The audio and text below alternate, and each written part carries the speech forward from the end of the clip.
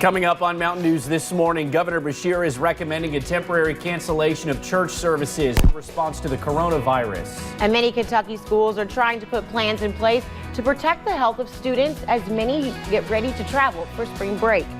And we go to Corbin, where one hospital has joined a growing list of facilities imposing restrictions on visitation. Dedicated to Eastern and Southern Kentucky, this is WYMT Mountain News This Morning.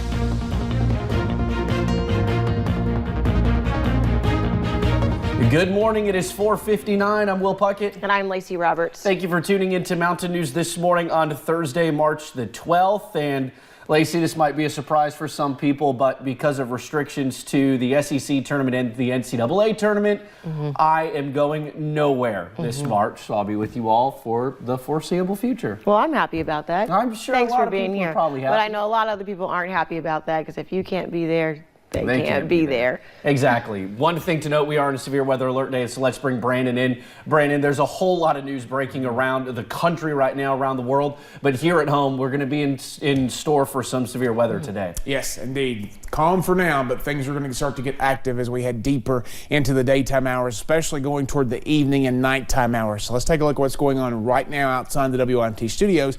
Not showing you radar because there's nothing to show you just yet. We see that things are pretty calm here in Hazard. Temperatures in the 40s and 50s, anywhere between 42 down toward Monticello to 52 in Jackson and Hazard this morning. Kind of similar to yesterday, a little cooler in some spots. The out the door forecast today, we are going to see a mix of sun and clouds, and sun is not our friend today because that could provide for some fuel for those storms we could see later. We'll talk about the extended forecast. We'll talk about the risk. We'll talk about what we're expecting coming up here in just a little bit. Lacey.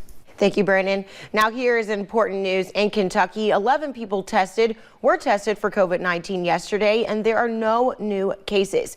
Governor Beshear says that every current patient is in stable condition. We also learned one COVID-19 patient in Jefferson County is now out of the hospital and in home isolation. He also touched on the steps the NCAA has taken with no fans in the stands. He says he understands and agrees with that decision. That everybody is in stable condition, and we actually hope here in the next couple days that one of our Harrison County residents will be fully out of the woods, no longer infectious. Now, one of the many recommendations Governor Beshear announced yesterday was to cancel church services. Tim Reynolds, the pastor at Hazard First Baptist Church, says as of now, services are continuing with some possible minor adjustments to help prevent the spread of the virus. In our church services, we're going to be providing, of course, hand sanitizer, and we always encourage folks to stay at home if they've got a virus or they're running a fever. We do have a handshaking time, and we may ramp that back for a Sunday or two, just until this passes. We talked with other church officials, and many are taking similar precautions. However, they acknowledge that this is a fluid situation, and if the circumstance were to change, they will take that into consideration. And with students on spring break next week, the University of Kentucky is making changes to combat the spread of COVID-19. After break ends, UK is moving to online classes only for 2 weeks. That will continue through April 3rd. A spokesperson for UK says the university's goal is to return to normal campus operations on April 6th, but says given the fluidity of the situation, plans could change. Meanwhile, other Kentucky colleges and universities are making changes in response to the coronavirus. Berea College will end all classes tomorrow. Eastern Kentucky University will remain open. Beginning March 23rd, all EKU courses will be delivered remotely, either online or through other established alternative learning options. Later today, Morehead State University says they plan on sending a, quote, important coronavirus planning communication. And Frontier Nursing Campus orientations next week in Hyden are suspended. Instead, the Frontier Nursing bound orientations will be done virtually March 16th through the 19th. The next scheduled on-site campus session is April 5th. Decisions about future events will be made at a later date.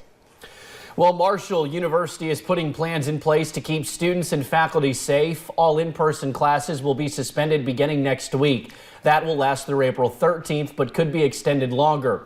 Information on how to complete classes virtually will be sent out by professors.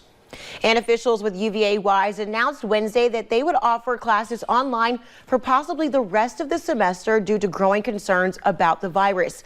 In an email Wednesday, school officials said that faculty will be given a week to prepare online courses and will need to switch to online instruction by March 23rd.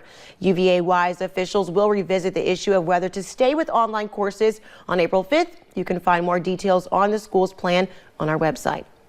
Yesterday, Baptist Health Corbin announced it is activating temporary restrictions for visitors due to COVID-19.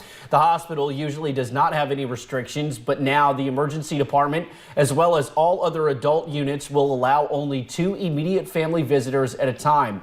And in the NICU, only parents and grandparents are allowed.